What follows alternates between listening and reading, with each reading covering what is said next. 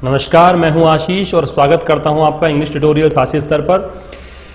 Discuss करेंगे आज ये पहला एडिटोरियल ओल्डेस्ट फ्रेंड्स जो द हिंदू 8 अक्टूबर का है।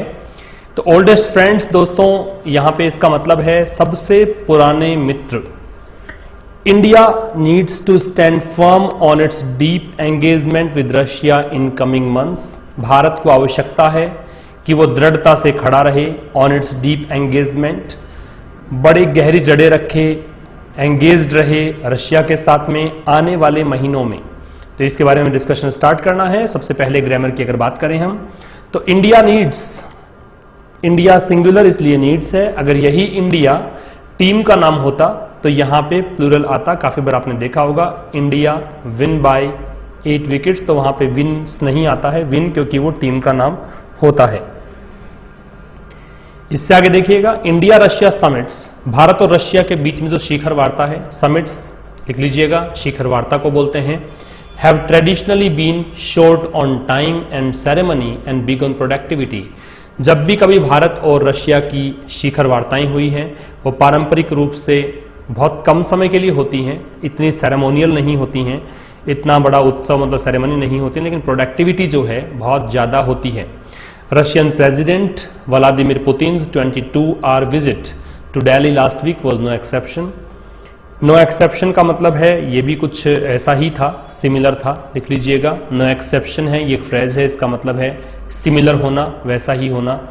तो रशियन प्रेसिडेंट व्लादिमीर पुतिन है, उनके 22 घंटे का जो विजिट था दिल्ली का पिछले सप्ताह, वो भी कोई अपवाद नहीं था, वो भी एकदम वैसा ही था जैसा कि हमने ऊपर चर्चा की है कि समय थोड़ा कम रहता है लेकिन प्रोडक्टिविटी काफ़ी अच्छी, रिजल्ट बहुत अच्छे निकल कर आते हैं। On Friday the two countries announced a number of agreements. Friday को इन दोनों देशों ने बहुत बड़ी संख्या में एग्रीमेंट्स को अनाउंस किया। देखिए नंबर ऑफ जब भी लगता है उसके साथ में आने वाली जो नाउन होती है वो प्लूरल आती है, वर्ब भी प्लूरल होती है। यहाँ पे एक बात आप नोट कर सकते हैं कि अगर यहाँ द नंबर ऑफ होता तो आने वाली नाउन तो प्लूरल होती लेकिन वर्ब यहाँ पे सिंगुलर प्लेस करनी पड़ती। Okay, including a $5.43 billion S-400 Triumph missile system deal, जिसमें इन एग्रीमेंट्स में एक एग्रीमेंट ये भी शामिल था, काफी बार आपने सुना होगा इस बारे में इन दिनों में। S-400 की एक डील, सिस्टम डील है, जो इसका लागत जो थी $5.43 बिलियन की थी। A space cooperation arrangement to put an Indian in space, ये एक स्पेस कॉपरेशन अरेंजमेंट है जिसमें एक इंडियन को स्पेस में जगह मिलेगी। And an action plan for a new nuclear plant, और एक एक्शन प्लान है किसके लिए, एक नए न्यूक्लियर प्लांट के लिए। Prime minister Narendra Modi and mister Putin also address the business summit, इन दोनों ने एक बिजनेस समिट को भी संबोधित किया। In an attempt to diversify ties, diversify का मतलब वैसे चेंज करना होता है, डाइवर्सिफाई का मतलब बढ़ाना भी होता है, एक्सपेंड करना, एनलार्ज करना भी होता है। तो यहां आप कह सकते हैं कि ये एक प्रयास था डाइवर्सिफाई करने का, संबंधों को और अधिक प्रगाढ़ करने का, बढ़ाने का। इंक्रीज बायलैटरल ट्रेड, और दोनों पक्षों, बायलैटरल का मतलब होता है दोनों पक्ष, अगर यहाँ मल्टीलैटरल होता तो बहुपक्षीय होता, और दोनों पक्षों का जो ट्रेड है, व्यापार है, उसको बढ़ाने का एक प्रयास है। करंटली बिलो $10 बिलियन, जो अभी हाल ही में $10 बिलियन से कम है। एक ग्रामर की डिस्कशन मैं यहाँ पे करूँ आपसे, तो देखिए बिलो का प्रयोग हुआ है $10 बिलियन से पहले। ये एक बिलो एक ऐसा प्रेपोजिशन है जो अबव का बिल्कुल विपरीत प्रेपोजिशन होता है। अगर किसी स्टैंडर्ड से, एक मानक आपने कुछ लिया है, उससे ऊपर की अगर बात करेंगे तो वहां अबव लगता है, और उससे नीचे की बात करेंगे तो बिलो लगता है, इसलिए यहां पे बिलो का प्रयोग है। Much of the fresh momentum, momentum का मतलब होता है गति, इम्पीटस कह सकते हैं, फोर्स कह सकते हैं। तो much of the fresh momentum, जो अभी हाल ही में गति मिली है इन बायलैटरल एंगेजमेंट, दोनों पक्षों के एंगेजमेंट में, will come from the energy sector, ये एनर्जी सेक्टर से आएगा, ऊर्जा के क्षेत्र से आएगा। दो the two sides didn't announce an agreement between ONGC विदेश एंड गैज़प्रॉम एज एक्सपेक्टेड, यद्यपि दोनों देश, दोनों साइड्स का मतलब हो गया इंडिया और रशिया ने अनाउंस नहीं किया कोई भी एग्रीमेंट ONGC विदेश और गैज़प्रॉम के बीच। देखिए ग्रामर की बात करें तो बिटवीन के साथ में एंड का प्रयोग होता है, इसलिए यहाँ पे एंड का प्रयोग है। डिड नॉट है तो V0 का प्रयोग करते हैं, इसलिए यहाँ पे अनाउंस है, अनाउंस नहीं आएगा।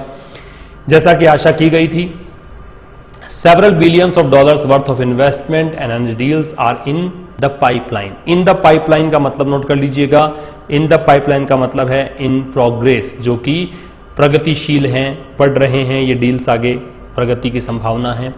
अनेकों बिलियन डॉलर का जो इन्वेस्टमेंट है और एनर्जी डील्स हैं वो भी प्रोग्रेस में है।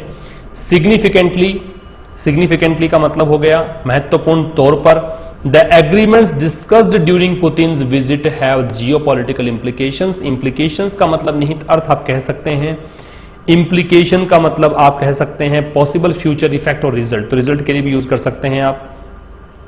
तो इसका मतलब क्या है? इसका अर्थ हो गया कि भाई जो ये significantly the agreements discuss during Putin's visit, जो भी एग्रीमेंट्स डिस्कस किए गए इनके विजिट के दौरान। अब देखिए हैव का प्रयोग इसलिए है क्योंकि यहाँ पे वास्तविक जो सब्जेक्ट है वो एग्रीमेंट्स है, एग्रीमेंट्स को देखकर है, विजिट देखकर नहीं है। तो जियोपॉलिटिकल इंप्लीकेशंस हैं जिसमें भौगोलिक और राजनीतिक परिणाम इसके हैं। The signing off the S-400 air defence system deal, for instance उदाहरण के लिए जो सिस्टम डील जो साइन की है S-400 is of far greater consequence than its size. तो इसका जो महत्व है, इसका जो परिणाम है बहुत ज्यादा है इसके साइज की तुलना में। इट डिनोट्स का मतलब होता है संकेत देना। डिनोट्स का मतलब क्या है? संकेत देना। It denotes India's desire to deepen defence cooperation with Russia. ये जो डील साइन हुई है इसका ये संकेत है, इट आ रहा है डील के लिए, इट सिंगुलर डिनोट्स आ रहा है। भारत की इच्छा को दर्शाता है ये कि भारत चाहता है रशिया के साथ में रक्षा सहयोग को और अधिक गहरा करना चाहता है और अधिक बढ़ाना चाहता है। Also that it is prepare to do this despite US warnings, और ये भी है कि भारत तैयार है इसको करने के लिए यूएस वार्निंग्स के बावजूद। यूएस की बहुत सारी वार्निंग्स हैं, उसके बावजूद भी भारत ऐसा करने के लिए तैयार है। That the deal could attract sanctions. Sanctions का मतलब है action taken or an order given to force a country to obey international laws by limiting or stopping trade with that country. मतलब एक आप कह सकते हो कि ऐसा आदेश जो किसी देश को बाध्य करे कि वो इंटरनेशनल लॉज को ओबे करे, उसको रोक कर, किसी भी देश के साथ ट्रेड को रोक कर। तो ये कह रहा है कि this despite US warnings that the deal could attract sanctions, कि ये जो डील है इसको आवश्यकता पड़ सकती है यूएस के स्वीकृतियों की कि यूएस स्वीकार करे कि नहीं करे, उसके बावजूद भी भारत तैयार है इसको करने के लिए। That the deal comes just a month after India sign the communications compatibility and security agreement COMCASA। इस डील को साइन किया था जो कि भारत और अमेरिका के बीच साइन हुई थी, और इसके ठीक एक महीने के बाद में ये जो S-400 की डील हुई है फॉर बेटर इंटरऑपरेबिलिटी। इंटरऑपरेबिलिटी का मतलब है operability of equipment together by A group, है ना, किसी भी इक्विपमेंट की जो ऑपरेबिलिटी है दोनों ग्रुप्स के द्वारा। तो भारत और यूएस के बीच जो एग्रीमेंट हुआ था बेटर इंटरऑपरेबिलिटी के लिए विद द यूएस मिलिट्री, कि यूएस मिलिट्री जो है उसका दोनों लोग प्रयोग कर सकेंगे, इज अ साइन, वो एक संकेत that India will not be forced or persuaded into putting all its egg in one strategic basket. Put all eggs in one basket का मतलब है कि कभी भी एक चीज पर सफलता के लिए निर्भर नहीं होना चाहिए, कभी खतरा नहीं उठाना चाहिए। एक ही चीज पर आपने अगर कुछ इन्वेस्टमेंट किया है तो ये खतरा हो सकता है। आप इसको दूसरे शब्दों में यूं कह सकते हैं कि एक ही जेब में पैसे नहीं रखे जाने चाहिए, ठीक है ना।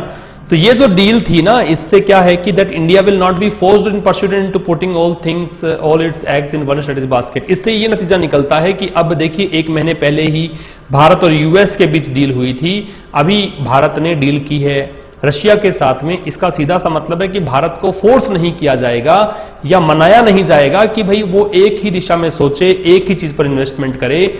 दोनों देशों के साथ बना के चल रहा है, पता नहीं कौन सा देश कब काम आ जाए। New Delhi's अजर्शन of strategic autonomy. अजर्शन का मतलब है डिक्लेरेशन कह सकते हो, स्टेटमेंट कह सकते हो। तो न्यू दिल्ली का जो ये स्टेटमेंट है, डिक्लेरेशन है, घोषणा है स्ट्रेटेजिक ऑटोनॉमी को लेकर। स्ट्रेटेजिक ऑटोनॉमी का मतलब है कि एक एबिलिटी जो किसी देश की हो कि pursue it's national interest and adopt it's preferred foreign policy without being constrained in any manner by other states. मतलब एक ऐसी देश की एबिलिटी जो कि परस्यू करे अपने नेशनल इंटरेस्ट को, अपने हितों की सुरक्षा करे, उसको बोलते हैं स्ट्रेटेजिक ऑटोनॉमी। तो न्यू दिल्ली का जो डिक्लेरेशन है स्ट्रेटेजिक ऑटोनॉमी को लेकर, and desire for multipolarity. Multipolarity का मतलब एक ऐसा सिस्टम जिसमें जो शक्ति है वो बटी हुई हो 3 या उससे अधिक देशों में, संगठनों में, और डिजायर है इसकी मल्टीपोलरिटी। देखिए पहले यूएस से डील किया है, फिर रशिया से किया, तो 3 हो गए ना। Will be seriously tested in the coming month, इसके भी सीरियसली टेस्ट किया जाएगा आने वाले महीनों में। For one it chose to sign the S-400 deal, पहले तो ये कि इसने चुना साइन करना S-400 डील को, but resisted concluding other major defence deals with Russia on helicopters, stealth frigates and assault rifles which Moscow will no doubt push for. तो ये कह रहा है कि भाई एक तो इन्होंने चुना लेकिन रुका ये अंत करने से। कंक्लूडिंग का मतलब होता है अंत करना, है ना, कंक्लूड निष्कर्ष निकालना भी। रेसिस्ट का मतलब प्रतिरोध करना, रोकना, लेकिन वो रुक गया। इसका अंत करने से जो और मेजर डिफेंस डील थी रशिया के साथ, हेलीकॉप्टर है, स्टील फ्रिगेट्स है। फ्रिगेट का मतलब एक स्मॉल साइज का कोई भी वेसल मान लीजिए, स्मॉल साइज की जो वॉरशिप होती है उसको बोलते हैं फ्रिगेट्स। और एजोल्ट राइफल का मतलब है आक्रमण करने का जो होता है ना हथियार, उसको बोलते हैं एजोल्ट राइफल, जो कि मॉस्को जो है बिना किसी शक के पुश फॉर करेगा। मींस वो चाहेगा कि ऐसा हो जाए। ओके, तो इसमें क्या कहा गया है वो समझने की कोशिश करें कि भाई भारत ने साइन किया एक डील को रशिया के साथ में, S-400 की डील को, लेकिन भारत ने रेसिस्ट किया इस चीज को अंत करने को। इसको भी अंत नहीं किया, भारत ने ऑप्शन खुला रखा कि भाई बाकी की मेजर डिफेंस डील्स हैं, हेलीकॉप्टर की है, स्टील फ्रिगेट्स की है, इनके साथ भी ऑप्शन खुला रखा है, इसका भी अंत नहीं किया है। तो भारत क्या भविष्य की संभावनाओं को देखकर लग रहा है, भारत भविष्य की संभावनाएं देख रहा है, भविष्य में क्या चीजें निकल कर आ सकती हैं अपने फेवर में, इनको देखने का प्रयास कर रहा है।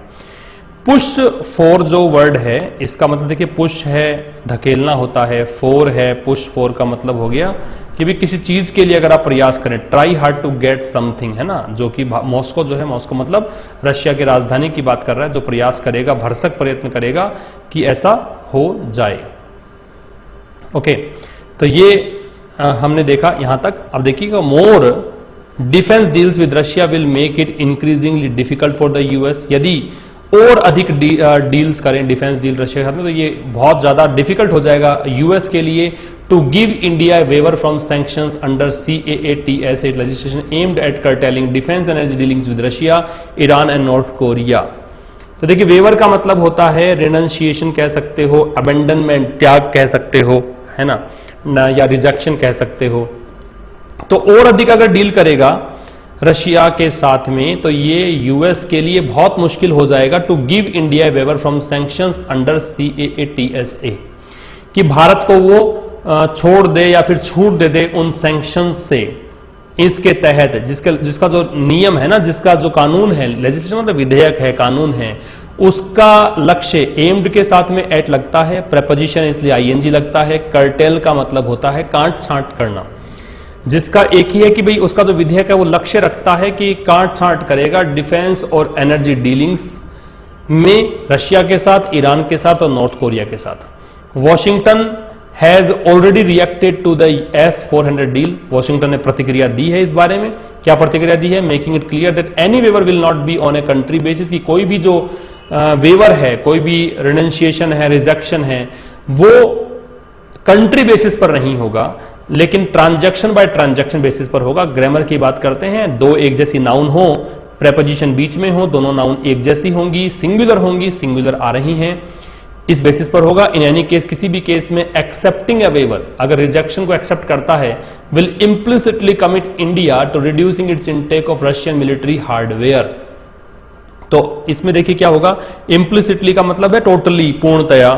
तो यदि कोई भी in any case accepting waiver को एक्सेप्ट करने का मतलब यह है कि जो पूर्ण रूप से भारत को कमिट करवाएगा कि भाई वो कम कर दे इनटेक, रशियन मिलिट्री हार्डवेयर का जो परचेजिंग है, जो भी आयात है वो कम करे।